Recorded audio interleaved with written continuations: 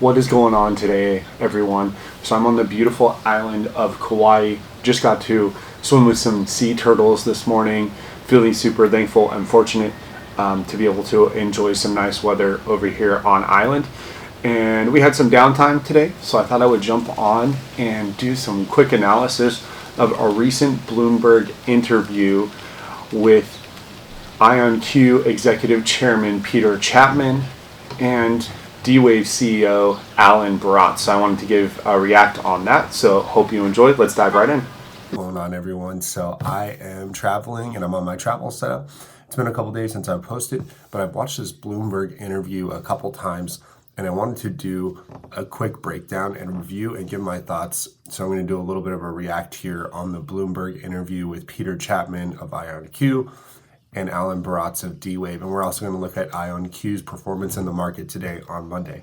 All right, let's jump. The company's stock was one of those hardest hit January 8th after Nvidia's Jensen Huang made those comments about quantum computing and its usefulness being, quote, a decade or more away. Since then, IonQ has gone through some changes, appointing Niccolo De Masi as its new CEO. The former CEO, Peter Chapman, continues as executive chair, and I'm delighted to say joins us now on set. Just in general, we've been working with NVIDIA on a demonstration for today that was with NVIDIA, AWS, and AstraZeneca, where we gotten a 20x improvement on what we had done previously.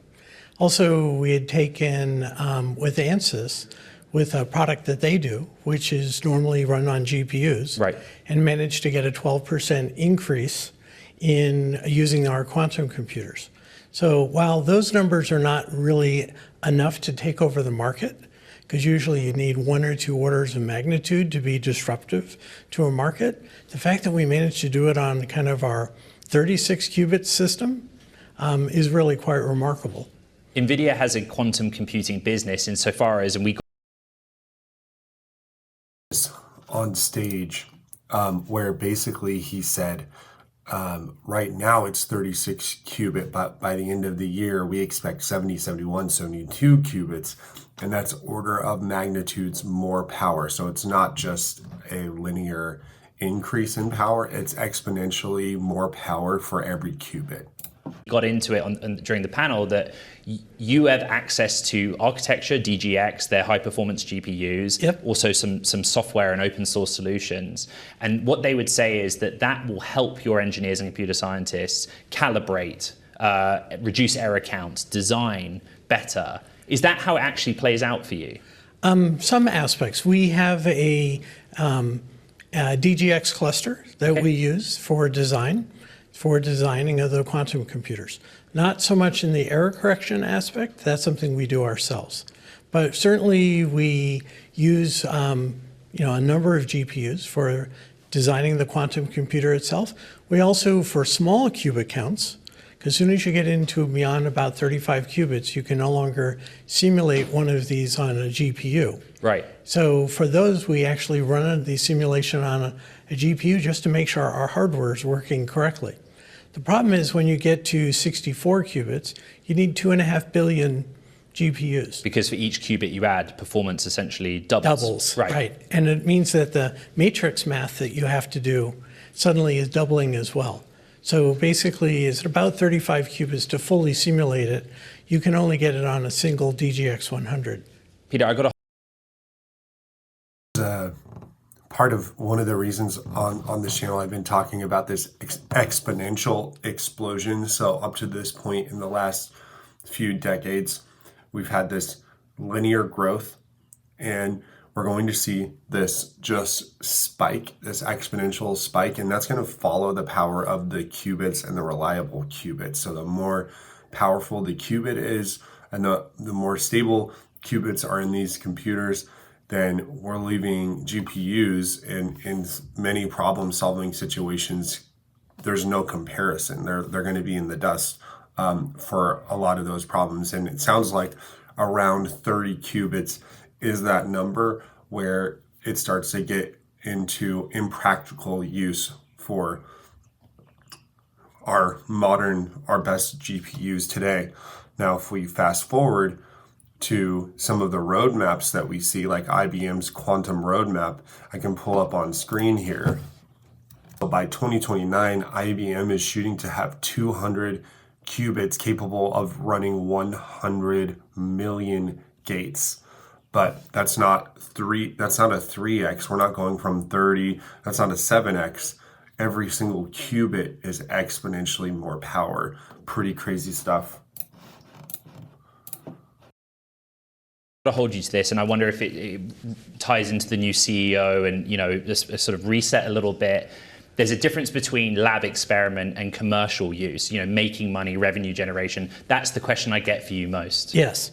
So what Jensen said, one area we definitely agree on, which is you need to find a set of applications early on that you can start to make money on and to build that flywheel to be able to power your R&D. And so the examples we're talking today, for instance, in the chemistry application and also with ANSYS, is exactly those kinds of things. So that's exactly what our plan is.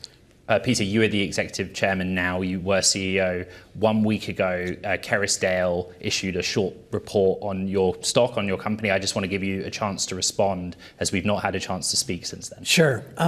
It's a short report. So their goal is obviously to try to cast doubt about the company and make money that way. Unfortunately, it's just if you're a public company, these. So I haven't personally seen this short report, but I can see the chart, and I can see that of all quantum companies, that IonQ has been really hit the hardest. So if we go back and we look at the quantum crash, they touched $25 and then they rebound and they hold this $36 to $44 position for quite a few weeks. And then in the macro conditions we've had in this market for the past month or 5 weeks or so, they've just steadily sold off. And today we actually saw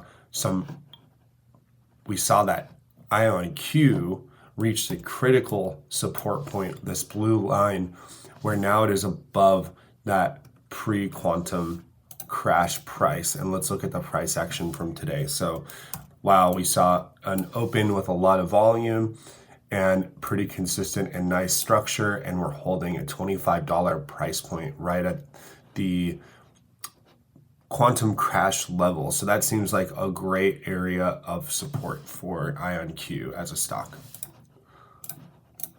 Kinds of things you have to endure. We don't put much credence to those things. The last thing I want to ask you is about how big today was in the change of trajectory or momentum for your industry. Jensen Huang is a character, yep, and he was honest on stage, but GTC is an incredible event. It has scale, it has eyeballs. Do you think you'll see something of substance come out of this for your company, for your sector? It's certainly Jensen's goal was to give us the microphone today to be able to get out our story, and that's certainly important.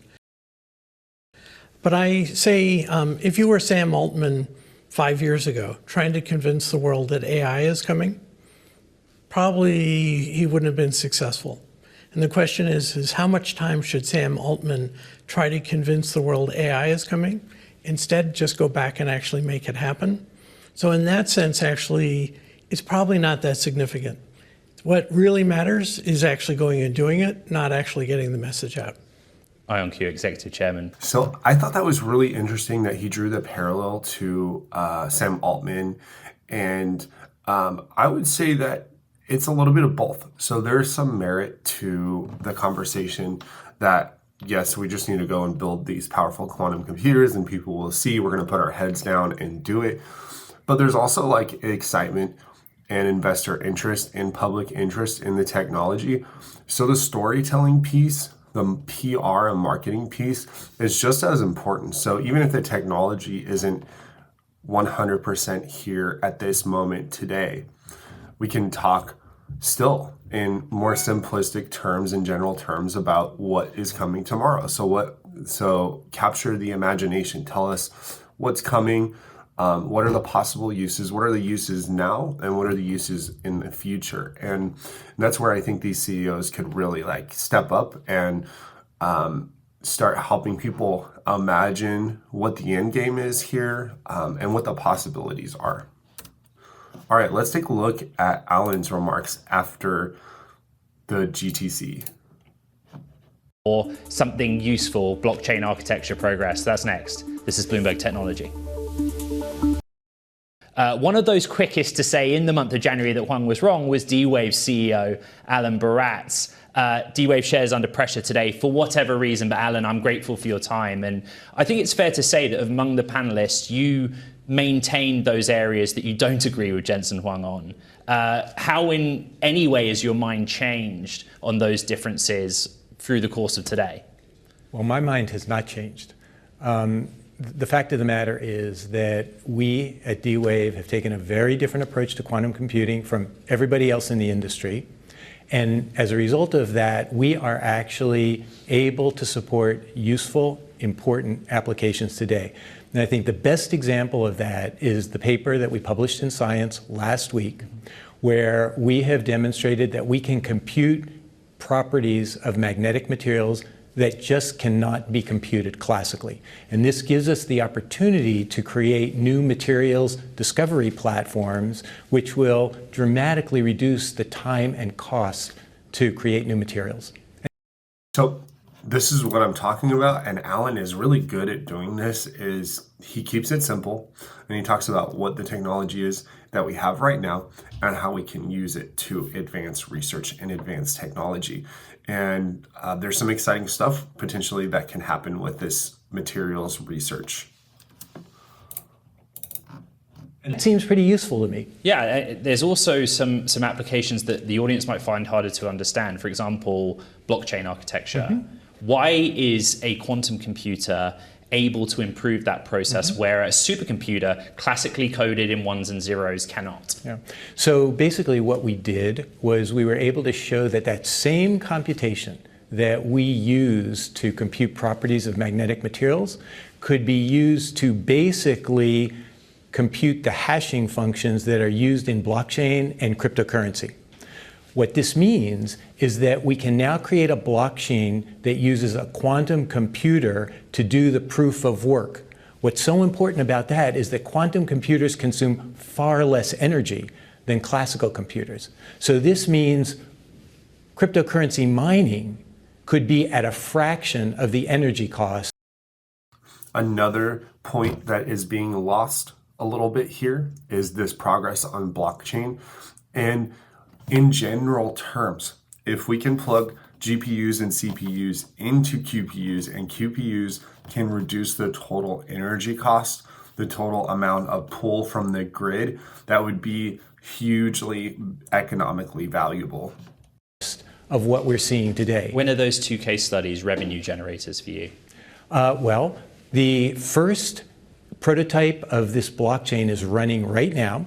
We have it running on 4 of our quantum computers. It's the first distributed quantum application where each of the quantum computers can, create hashes or validate hashes, basically run the proof of work algorithm. And we're now in the process of building that out so we can get to the point where we can support a full commercial blockchain. How long do I think that'll take? I think we're looking at a year or two. Not the 10 or 15 or 20 years. Absolutely not the 10 or 15 or 20 years. So there is work that Nvidia... But by the way, that's just one application, right? The materials discovery, that's running today. We have customers like NTT Docomo that are using us today for cell tower resource optimization. So we are useful today. Blockchain is one of our newest application areas, and yes, we're just starting to roll that out. The point of difference, I still think, is Jensen's definition of usefulness, perhaps. But Nvidia does do work with your industry. Mm-hmm. To summarize, it's basically offering GPU access on the architecture side, as well as some research and open source. Okay. I get a little bit annoyed because these conversations and these interviews and on this panel are missing the bigger picture. If we're talking about usefulness and we're being pedantic about defining what useful is or what useful isn't, and agreeing on what who is Tim Cook, who is Jensen Huang, who is anyone to say what is useful or not. Like, who is the gatekeeper of usefulness, right? Like, why in these interviews, it does irk me, aren't we talking about the possibilities? Like, we as the public, we as investors want to talk about the possibilities. That's why we're so interested in these computers. We want to know what can be done with them. And if we're arguing about what is useful and what isn't, and who defines usefulness, and what is that? I mean, it's kind of a waste of time, to be honest. Facilities on the other side, and their argument is you can take that and use it to make your quantum computers better. Calibration, error count reduction, and I think your colleagues mentioned design. How do you work with Nvidia? Okay, so annealing quantum computers do not have the same error correction requirements as gate model quantum computers. So we are solving useful problems today without error correction. And as a result, that component of what Nvidia brings to the table is not all that important to us today. When it comes So completely differentiating themselves from the track of Nvidia and Nvidia's computer. They're completely independent, which is the sole definition, the pure definition of a disruptor. Disrupting the status quo. And you're seeing that manifest in these interviews that they do on these networks. You saw it in the panel. I did some deeper coverage on that interaction that they have, and we just have to listen and pay attention here. To calibration, we have the largest quantum computers in the world. Our current systems are at 5,000 qubits and growing. We calibrate them ourselves. We don't need GPU power to calibrate those systems. So currently we do not. I mean, I know Jensen says he works with all the quantum computing companies, but D-Wave is quite different. We've taken a different approach. We are at a different level of maturity, much more mature than the other quantum computing companies. We are delivering useful applications and useful value today. Now, that having been important that he just laid it out that way. So in that 5-second soundbite, he differentiated D-Wave from other quantum companies and their efforts. Number 2, usefulness today. Every time you hear Alan talk, he's going to say that because he is in this nonstop PR campaign, because since January, the mainstream narrative has been, oh, quantum computers aren't useful. And so now he has to basically remind everyone every time he opens his mouth, yes, they are. Yeah, actually, we make money from them. We are also developing a gate model quantum computer, the approach that everybody else has taken. For that effort, we will be looking to leverage some of the same sorts of things that the other quantum computing companies are leveraging. But we view annealing and gate as very complementary. They solve different classes of problems. We only have 30 seconds. It was a pretty public. So that's also pretty huge, and another reason to be bullish on D-Wave. They're also building a gate-based model approach for quantum, where they may use Nvidia's hardware like other quantum companies. So they're already so far ahead in annealing. Let's listen to that one more time. That having been said, we are also developing a gate model quantum computer, the approach that everybody else has taken.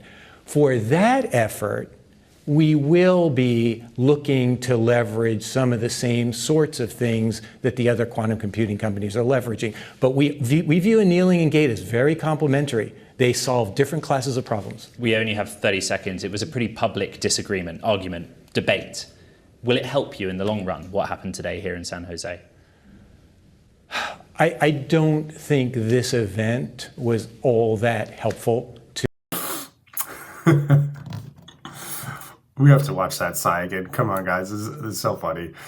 Help you in the long run, what happened today here in zoom in. San Jose? I don't think this event was all that helpful to the industry or to D-Wave. I think I thank Jensen for the opportunity. It wasn't that helpful to the industry or to D-Wave. So the whole purpose of it was to give the industry and D-Wave a microphone and a voice. So why wasn't it helpful? Well, go watch my other video, the one I previously posted, where I break down the conversation and the dysfunction in the conversation, because that's what happened, is that it was dysfunctional on both.